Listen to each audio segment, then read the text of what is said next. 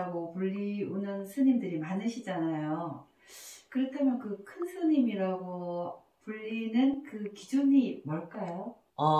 요즘 큰 스님이라고 불리는 분들은 큰 절에 주지하는 스님들은 거의 큰 스님이에요. 신도들이 이야기하기에 큰 스님, 큰 스님, 큰 스님 하는데 저도 그게 헷갈려요. 왜 사람들이 저렇게 어떤 기준을 갖고 큰 스님이라 하는지 참 궁금하더라고요. 제가 공부하면서 우리가 정말 큰 스님이라고 지칭할 수 있는 그런 기준을 제가 말씀드려 볼게요. 우리는 수행 결과로 얻어지는 게 뭐라고 했어요? 지혜와 자비예요. 지혜는 평등성의 지혜라고 했잖아요. 그리고 자비는 대자비, 상대방 입장에서 생각했을 때, 저 축생 입장에서 생각했을 때 그 지혜와 자비심이 있는 분들은 큰 스님이에요. 제가 도인으로 유명한 스님 이야기를 할게요. 큰 스님으로 유명했던 분, 종전까지 했던 분의 실제 사연을 얘기하겠습니다. 이분이 어느 큰 절에 조실로 있을 때였어요. 어느 날 수자들이라는 거는 한 철을 선방에서 수행을 하고 있는, 안거를 하고 있는 스님들을 수자라고 해요. 수자 스님들이 포행하는 길에 멧돼지 한 마리가 죽어 있었어요.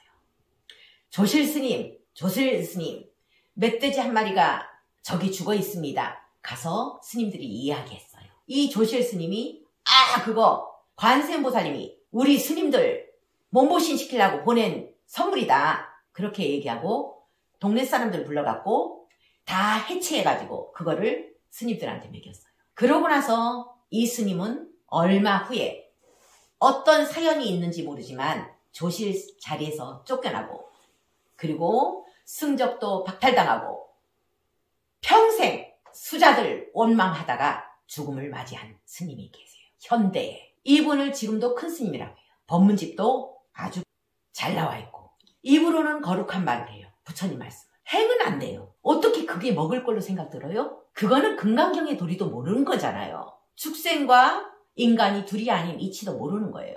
평등성도 모르는 거예요. 그냥 저 멧돼지가 먹을 걸로 생각 드는 거예요. 그 스님이 어느 절에 기가할 때 모셨던 공양주 보살이 있어요. 절에서 곰탕을 끓여서 드셨대요. 평생 몸보신한다. 그러면서 이 공양주 보살이 하는 이야기가 큰 스님 그거 별거 아니에요. 큰 스님이라도 우리하고 똑같아요. 다를 게 하나도 없어요. 어떻게 공양주 보살 입에서 그런 말이 나와야 돼요? 큰 스님은 달라야 되잖아요. 우리하고. 일반인하고 달라야 큰 스님 아니에요? 근데 그런 분을 큰 스님 하고 있는 거예요. 저는 머리 깎고 참 기가 막혔어요. 부인도 있고 애들도 있고 욕심도 많이 부리고 하는 스님을 큰 스님 하고 있고 그리고 조금 신통력만 있으면 도인이라고 추앙받고 있고 불자들이 그렇게 만들고 있는 거 아니에요? 맞잖아요. 신도들이 그렇게 만들고 있잖아요. 제가 여기에 이사 와서 저쪽 귀곡산장에 있을 때 12월 21일 날 이사하고 다음 날부터 눈이 쌓였는데 이만큼 쌓였어요. 일주일 동안 밖에도 못 나갔어요. 춥고 무서워서. 그러다가 그래도 여기 이사를 왔으니까 한 바퀴 돌아보자 해서 돌고 있는데 저 끄트머리에 눈밭에 고라니 한 마리가 죽어 있는 거예요. 이렇게 보니까 상처도 없어요. 깨끗해요. 얼어 죽었나? 너무 추워서 얼어 죽었나? 이런 생각했어요. 이 고라니를 어떻게 해야 되지? 묻어줘야 되겠다. 겨울이라서 땅도 팔 수 없고 나는 힘이 없어서 땅 못 파니까 땅 팔 수 있는 사람, 남자를 부르자 해서 이 털을 나한테 판 사람한테 전화를 했어요. 여기 고라니 발견했으니까 삽 갖고 와서 묻어줬으면 좋겠다고 했어요. 한 2시간이 지났나? 갤로퍼가 온 거예요. 4사람이 왔어요. 여자들, 남자들. 그 고라니 어디 있어요? 왜요? 잡아먹으려고요. 그러니까 기독교이니까 잡아먹을 사람 보내는 거예요. 묻어준다는 거는 상상도 할 수 없는 사람들이잖아요. 그 고라니요? 못 먹어요. 머리부터 썩어서 못 먹어요. 이렇게 거짓말을 했어요. 못 먹는데 썩었대. 투덜투덜대면서 휙 가더라고요.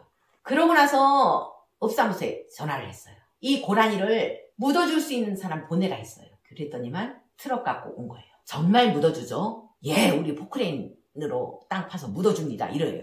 잘 묻어주세요. 이렇게 부탁하고 이 고라니를 위해서 내가 할 수 있는 뭐지? 지장보살 본원경 3번 읽어주자. 극락왕생을 위해서. 3번을 극락왕생을 위해서 읽었어요. 그때부터 내 기도가 시작된 거예요. 지장보살 본원경을 하루 종일 읽으면서 이 터 주위에 있는 오래전부터 머무는 영가들을 위해서, 그 영가들의 해탈을 위해서 이 지장보살 본원경을 읽습니다 해가지고 그것부터 시작한 거예요. 정화를 시켜나간 거예요. 이 주의를.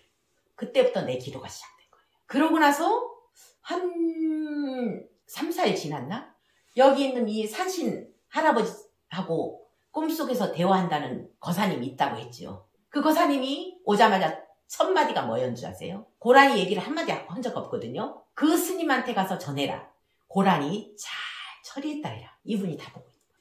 그 이후에도 가물치를 방생하면 그 스님한테 가서 전해라.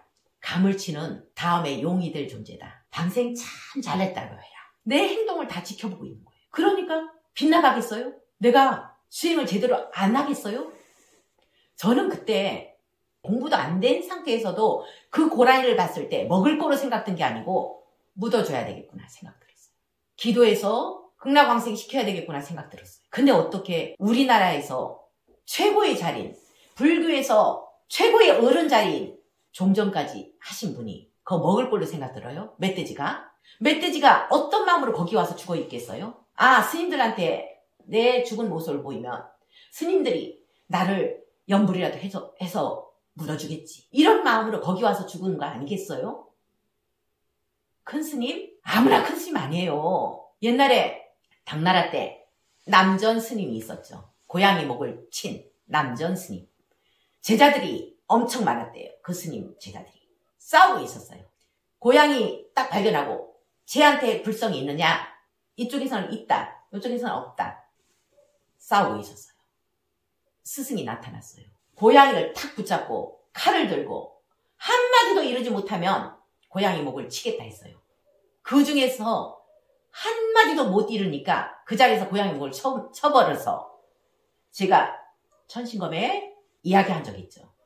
500생을 고양이 목을 받아서 그 고양이 목을 친 업을 받았다는 이야기가 있죠. 자비도 없고 평등성의 지혜도 없고 근데 무슨 큰 스님이에요. 큰 스님이라면 부처님처럼 행을 해서 우리에게 모범을 보이는 분을 큰 스님이라고 해야 돼요. 우리는. 부처님이 어떤 행을 했는지 직접 모범을 보여서 우리에게 그 길을 가르쳐주는 분. 보살의 길을 가르쳐주는 분이 바로 큰 스님이에요. 이제부터는 함부로 큰 스님 아무데나 붙이지 말라는 거예요. 저보고도 큰 스님이라고 하는 사람이 있었어요. 그래서 보살님 내가 뭐가 커요? 머리가 커요? 코가 커요? 입이 커요? 나 큰 스님 아니에요. 그냥 스님이에요. 나보고 큰 스님이라 하지 마세요. 큰 스님은 함부로 붙이는 용어가 아닙니다. 그냥 스님이라는 용어 자체에 큰 자도 들어가 있다는 거예요. 꼭 큰 자가 안 붙여도 스님이라는 그 용어 자체에 존경의 뜻이 다 들어가 있는 거예요. 함부로 큰 스님 붙이지 말라는 겁니다. 신도들이 붙이는 거예요. 그러면 그 스님들은 아상이 더 높아져요. 자기가 정말 큰 스님으로 착각해요. 큰 절에 존경받는 스님 밑에 있는 공양주 보살들은 자기가 큰 스님으로 생각해요. 아, 난 큰 스님 밑에 있어. 동급으로 생각해요. 그래서 신도들을 무시하고 그런 경우를 많이 봤어요. 우리는 수행의 결과로 아상이 깨져야 되는 거예요.